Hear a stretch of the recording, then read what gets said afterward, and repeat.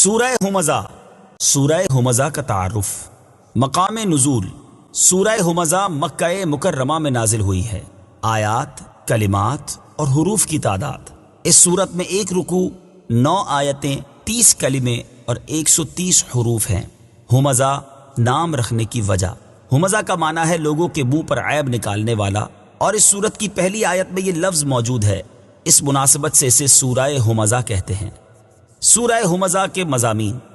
اس سورت کا مرکزی مضمون یہ ہے کہ اس میں غیبت کرنے والے اور منہ پر عیب نکالنے والے کی مذمت بیان کی گئی ہے، اور اس سورت میں یہ مضامین بیان ہوئے ہیں۔ نمبر 1، اس سورت کی ابتدا میں غیبت کرنے والے اور عیب نکالنے والے کے لیے آخرت میں شدید عذاب کی خبر دی گئی ہے۔ نمبر 2، ان لوگوں کی مذمت کی گئی ہے جو دنیا کا مال جمع کرنے کے ایسے حریص ہیں جیسے انہوں نے دنیا میں ہمیشہ رہنا ہے، اور یہ بتایا گیا کہ انہیں جہنم کے اس درکے یعنی طبقے میں پھینکا جائے گا جہاں آگ ان کی ہڈیاں پسلیاں توڑ ڈالے گی۔ سورہ عصر کے ساتھ مناسبت۔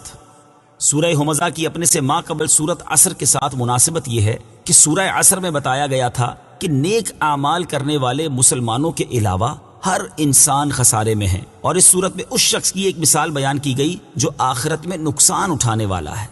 بسم اللہ الرحمن الرحیم۔ ترجمہ: اللہ کے نام سے شروع جو نہایت مہربان رحمت والا ہے۔ ویل لکل ہمزۃ لمزہ۔ ترجمہ: اس کے لیے خرابی ہے جو لوگوں کے منہ پر عیب نکالے، پیٹھ پیچھے برائی کرے۔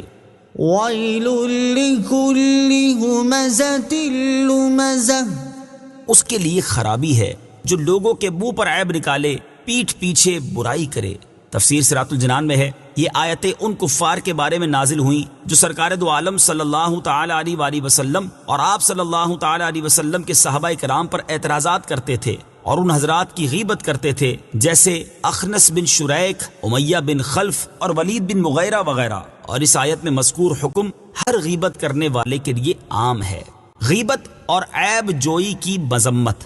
ایک اور مقام پر اللہ تعالیٰ نے ارشاد فرمایا، یا ایہا الذین آمنوا اجتنبوا کثیرا من الظن ان بعض الظن اثم ولا تجسسوا ولا یغتب بعضکم بعضا أيحب أحدكم أن يأكل لحم أخيه ميتا فكرهتموه واتقوا الله إن الله تواب رحيم۔ ترجمہ: اے ایمان والو، بہت زیادہ گمان کرنے سے بچو، بے شک کوئی گمان گناہ ہو جاتا ہے، اور پوشیدہ باتوں کی جستجو نہ کرو، اور ایک دوسرے کی غیبت نہ کرو۔ کیا تم میں کوئی پسند کرے گا کہ اپنے مرے ہوئے بھائی کا گوشت کھائے؟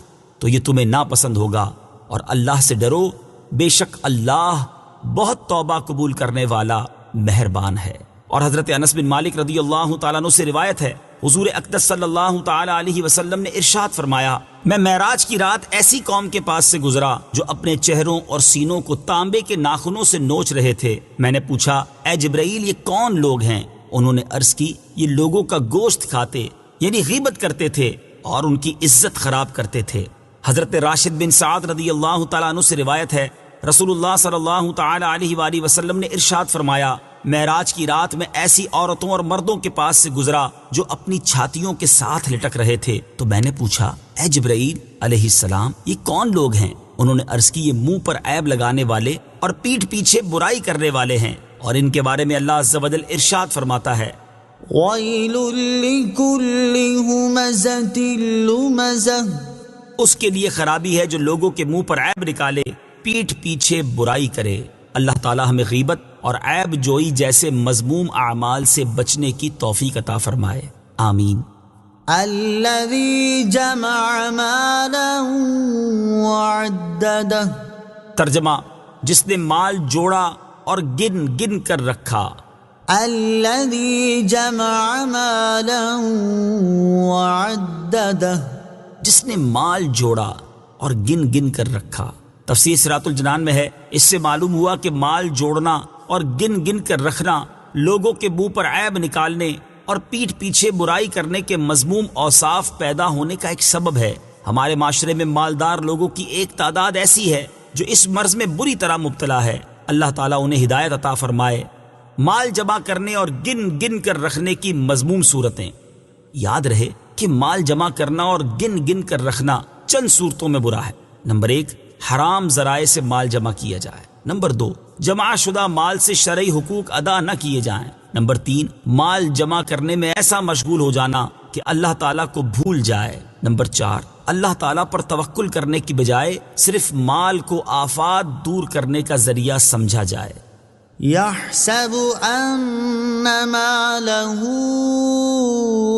أخلده كلا لينبذن في الحطمة وما أدراك ما الحطمة نار الله الموقدة التي تطلع على الأفئدة إنها عليهم مؤصدة في عمد ممددة۔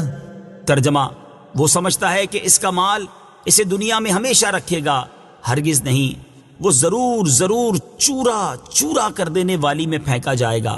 اور تجھے کیا معلوم کہ وہ چورا چورا کر دینے والی کیا ہے؟ وہ اللہ کی بھڑکائی ہوئی آگ ہے، وہ جو دلوں پر چڑھ جائے گی، بے شک وہ ان پر بند کر دی جائے گی لمبے لمبے ستونوں میں۔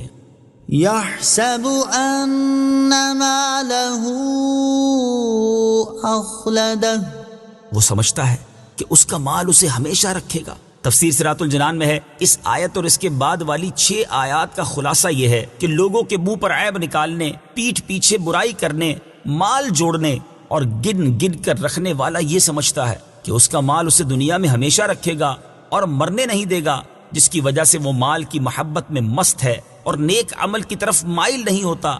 ایسا ہرگز نہیں ہوگا، بلکہ وہ ضرور ضرور جہنم کے چورا چورا کر دینے والے طبقے میں پھینکا جائے گا، جہاں آگ اس کی ہڈیاں پسلیاں توڑ ڈالے گی۔ اور تجھے کیا معلوم کہ وہ چورا چورا کر دینے والی کیا ہے؟ وہ اللہ کی بھڑکائی ہوئی آگ ہے جو کبھی سرد نہیں ہوتی، اور اس کا وصف یہ ہے کہ وہ جسم کے ظاہری حصے کو بھی جلائے گی اور جسم کے اندر بھی پہنچے گی اور دلوں کو بھی جلائے گی۔ بے شک انہیں آگ میں ڈال کر دروازے بند کر دیے جائیں گے، اور دروازوں کی بندش آتشی لوہے کے ستونوں سے مضبوط کر دی جائے گی تاکہ کبھی دروازہ نہ کھلے۔